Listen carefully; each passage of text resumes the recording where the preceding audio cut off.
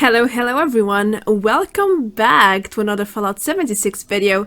A new update has just been released today, so it's time for me to present you the major highlights. Get ready for the news.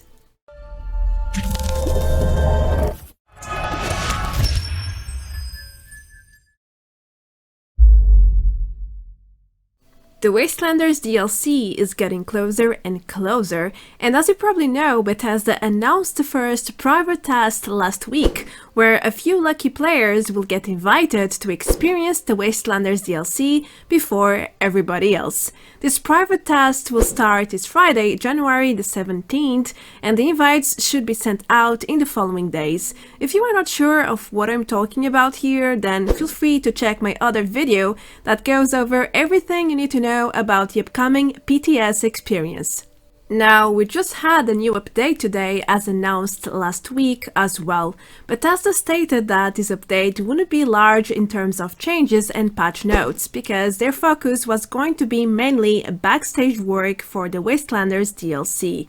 Therefore, I think it's safe to say that today's update is essentially to prepare the base game for what's about to come. Despite the minor changes in this update, I still managed to select 12 major points to present to you guys and girls. Keep in mind that no new content has been added. They've released a bunch of bug and display fixes, as well as some improvement and stability points. At the end, I will show you some persistent bugs as typical of my patch overview videos. Without any further delay, let's jump into the details. The first point is not necessarily in the update notes, but rather at the very introduction part. It's also something that was announced last week, so it shouldn't be a surprise for you. The January 14 update will go over a lot of preparations for the Wastelanders DLC. What exactly? We don't know. Bethesda hasn't revealed any details so far about these backstage works, but it makes sense and it should be expected. The Wastelanders is the largest and most ambitious DLC for Fallout 76 until date, so they need to change the base game to ensure they can properly accommodate the upcoming content. Don't forget that a lot of this content will shift the appearance of existing locations. There's way more than just adding new NPCs to the game. Parts of the existing structure will change too, and that requires a lot of work. I hope this explains why are we having such a small and minor update today. It's because there's a lot more going on, things that we can see just yet, but they are certainly crucial for all the new content that we have been waiting for. Did you know that replacing your floor with different paints or removing items from your display cases could ultimately crash your current server? I had no idea about this, to be honest with you.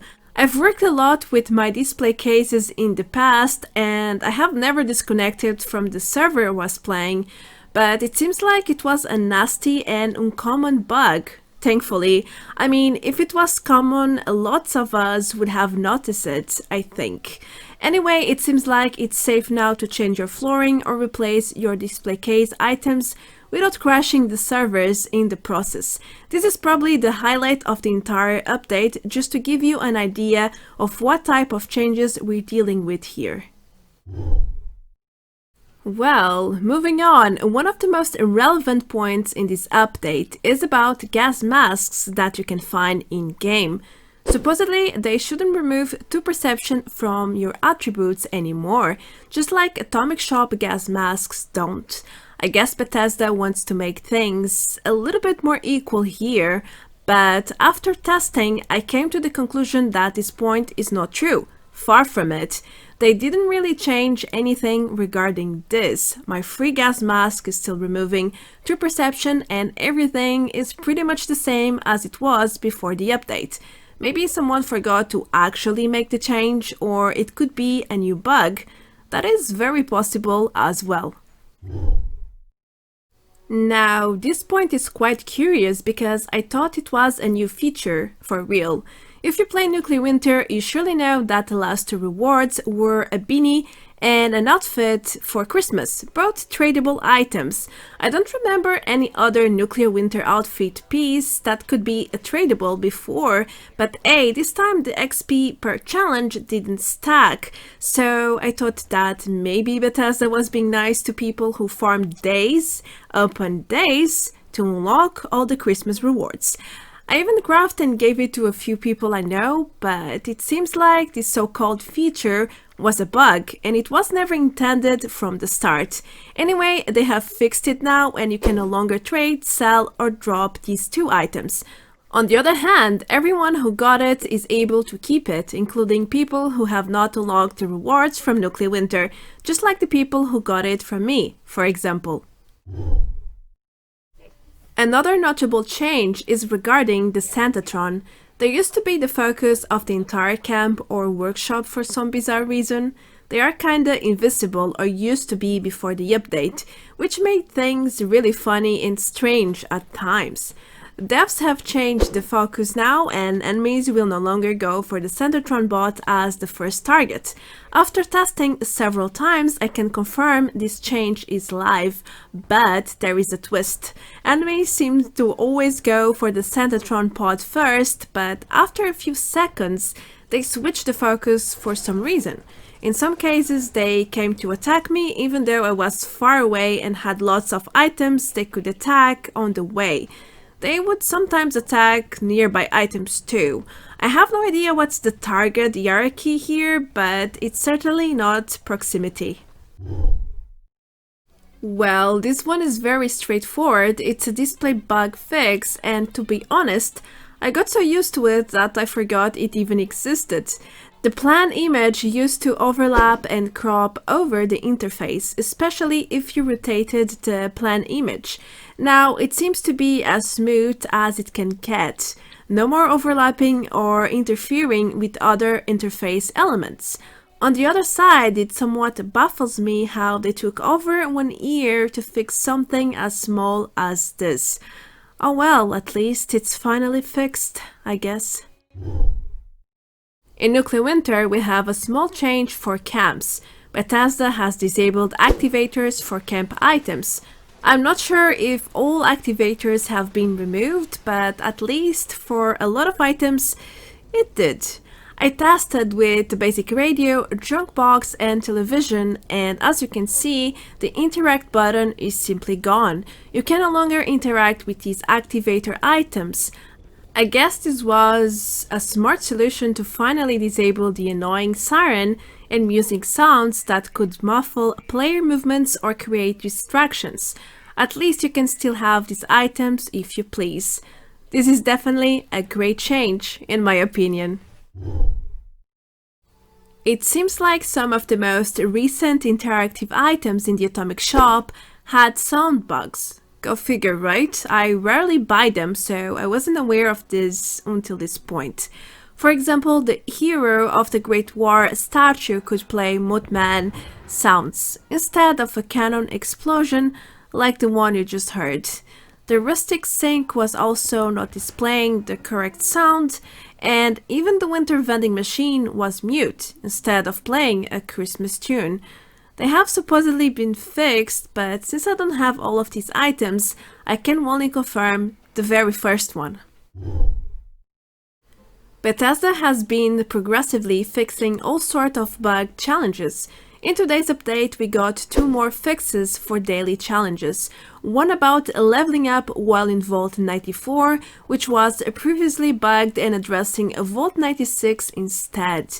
The second fix is about crafting a psycho for different challenges, which was not registering before for some reason.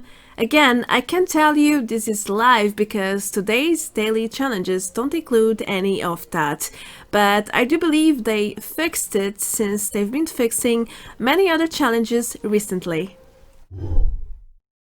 The refrigerator has been getting additions almost every new patch or update. This one was no exception. In fact, I felt like having a déjà vu when I read the notes. I decided to go over patch 16 notes again, and I found the same exact note there.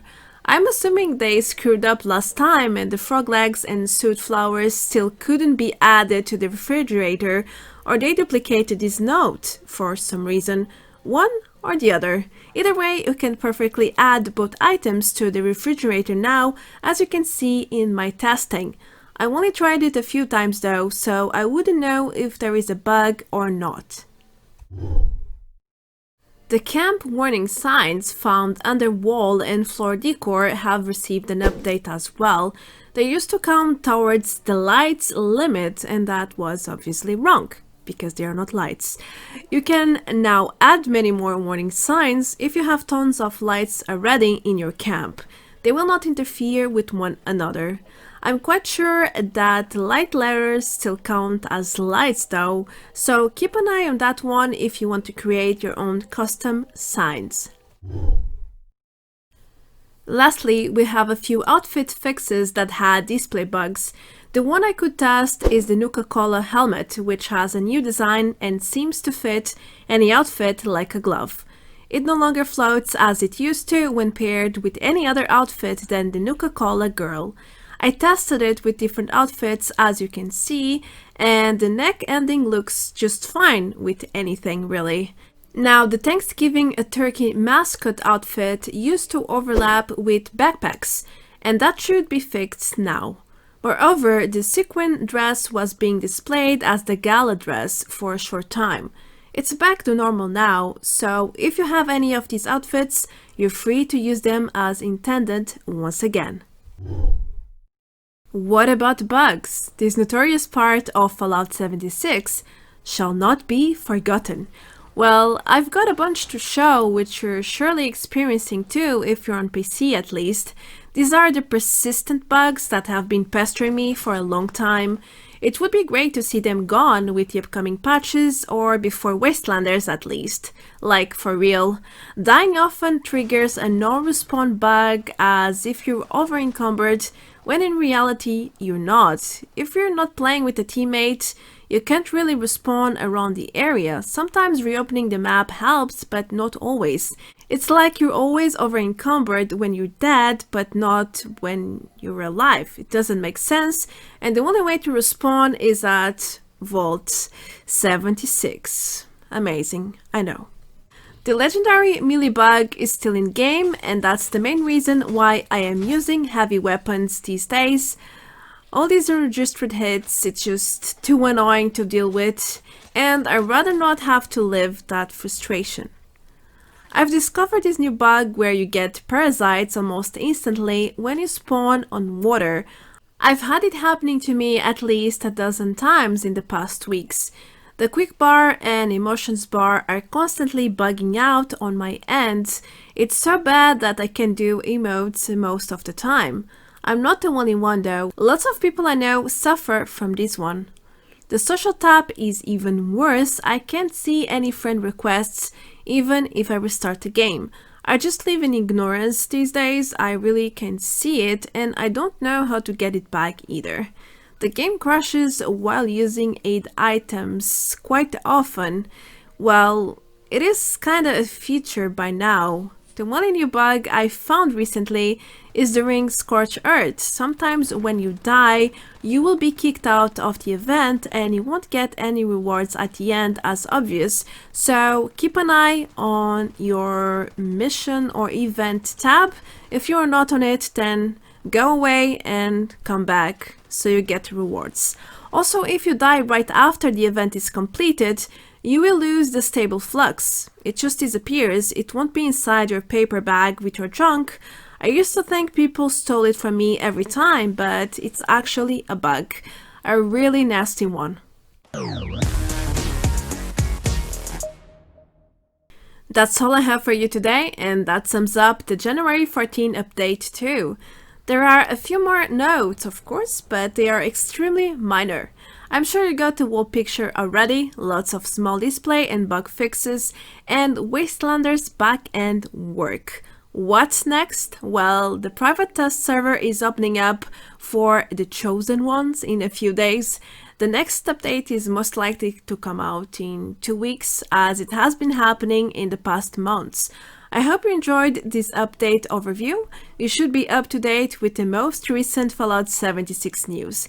I'm Marta Branco, thank you so much for watching until this point. If you just got here, then consider to subscribe to help me grow. And don't forget to click on the bell icon so you don't miss anything in the future. I also have a Patreon page if you'd like to support me even further. I have tiers for everyone. The link is below the video as always. I will wrap things up here. Thanks for all your support, guys, and I will see you very soon. Until then, take care. Adeus. Bye bye.